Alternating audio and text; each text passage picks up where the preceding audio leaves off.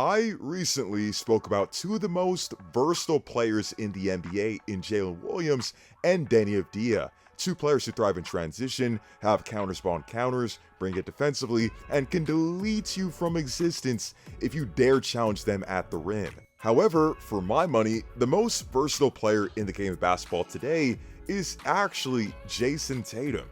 He gets a ton of flack for playing with ultra-talented teams, sharing the floor with stars such as Jrue Holiday, Jaylen Brown, Kristaps Porzingis, and Derek White, but Tatum has actually been the Celtics' best player on almost all fronts. He was statistically the Celtics' best scorer, rebounder, and playmaker this past season, has the most defensive versatility out of any player on the Celtics roster, and on both offensive and defensive fronts, there's practically nothing he can't do on the floor at a high level. Here are all the things that Jayson Tatum does at an extremely high level, and why he truly is the most well-rounded player in basketball.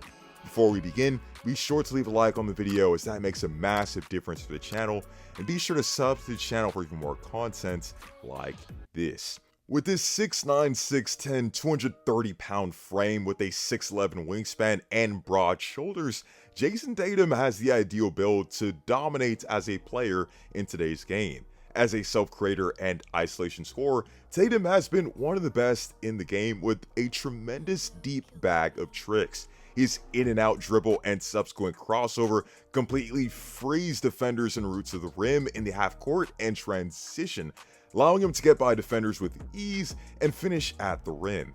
And because he tends to take pull-up jumpers off of high screens, this is a good counter to beat defenders off the dribble. He has an incredible size up and handle for someone of his size, and has a combination of moves to get to his spots. He has a nice crossover with the ability to change direction really quickly, or has nice agility, and has a nasty snatchback and between the legs crossover.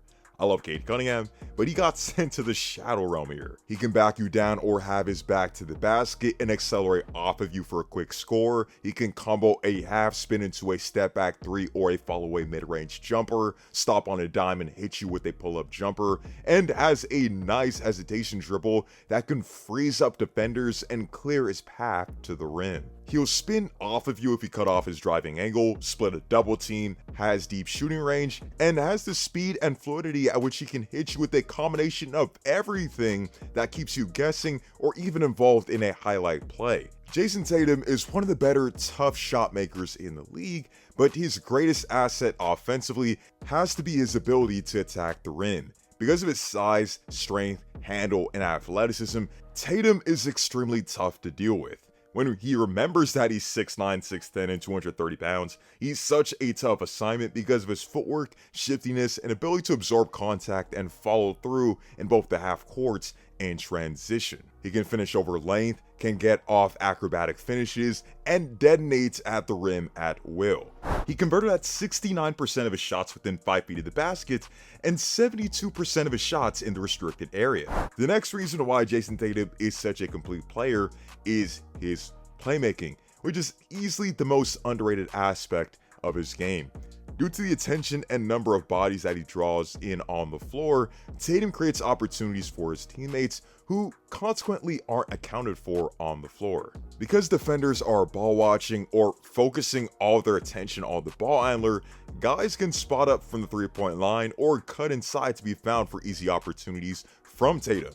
His ability as a driver, ability to break down a defense, and his great court vision allow him to punish defenses on kickouts to the three-point line, recognizing the inherent advantages that are on the floor that are created when defenses send multiple bodies after he steps 2 feet into the paint. He's good at kicking out after attacking a closeout, is a good passer out of double teams, finds mismatches on the floor for his teammates, is a good passer out of the pick and roll who can also feed the roller, while also being able to find his teammates around the perimeter, and can play make in transition. He averaged a career best and a team high 6 assists a game this past season and 6 assists in the 2024 postseason where the Celtics won the NBA title. Even though he didn't shoot well from the floor, what made him the most impactful player in my opinion in the Dallas Mavericks series was his overall game. More specifically, his playmaking ability. He averaged 7 assists A game against the Dallas Mavericks in those NBA Finals and completely broke down their defense, created opportunities for his teammates, including a masterclass of a closeout Game 5 where he dropped 31 points, 8 rebounds, 11 assists, and was a plus 18 on the floor. The final reason, in my opinion, why Jayson Tatum is such a complete player is his versatility on the defensive end. Some players have the physical makeup to play defense in the NBA, but lack the attention to detail or the motor to compete on that end. Jayson Tatum, on the other hand, has great awareness and switchability on the defensive end. He plays passing lanes very well and converts steals into transition opportunities for the Celtics, and has excellent ball skills overall.